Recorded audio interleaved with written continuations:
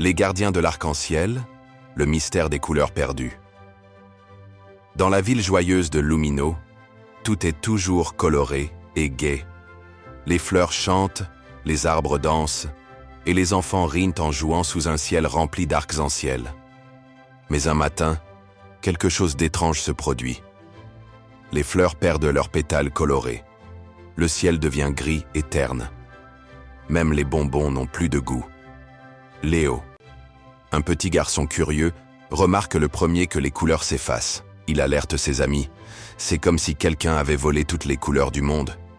Soudain, 4 étoiles brillantes traversent le ciel et atterrissent devant Léo. Ce sont les gardiens de l'arc-en-ciel. 1. Flamme rouge, le courageux. Nous avons senti un grand déséquilibre dans les couleurs. 2. Océane bleu, la sage. Ombre noire doit encore sévir. 3. Tornade verte, le protecteur. Sans couleur, la nature dépérit. 4.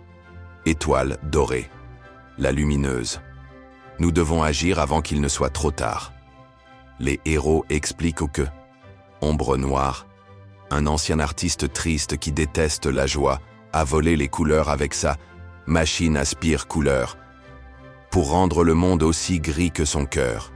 Pour arrêter Ombre noire, les gardiens doivent récupérer le cristaux de l'arc-en-ciel, caché dans des endroits périlleux. 1. Le cristal rouge, dans la grotte de feu. Flamme rouge affronte des énigmes brûlantes. 2. Le cristal bleu, au fond de l'océan des mystères. Océane bleu nage avec des dauphins magiques. 3. Le cristal vert, dans la forêt enchantée. Tornade verte parle aux arbres géants. 4. Le cristal doré, au sommet de la montagne des nuages. Étoile dorée vole entre les éclairs. Mais attention, Ombre noire a envoyé ses nuages noirs pour les stopper.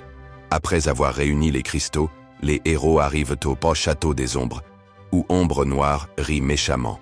Sans couleur, plus de bonheur. Une bataille s'engage. Flamme rouge court si vite qu'il crée un tourbillon de feu.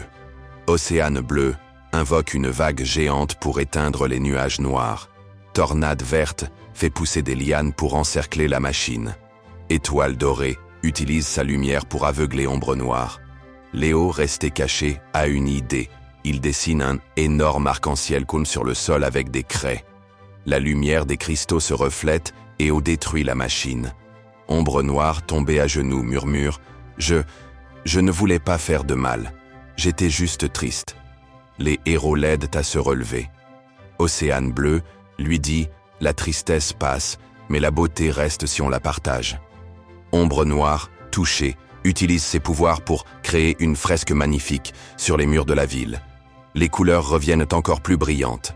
Toute la ville célèbre avec une grande fête. Les enfants peignent avec Ombre noire, maintenant renommé Maestro, arc-en-ciel. Les gardiens dansent dans le ciel en formant un arc-en-ciel géant. Léo reçoit un pinceau magique pour protéger les couleurs à son tour. Morale.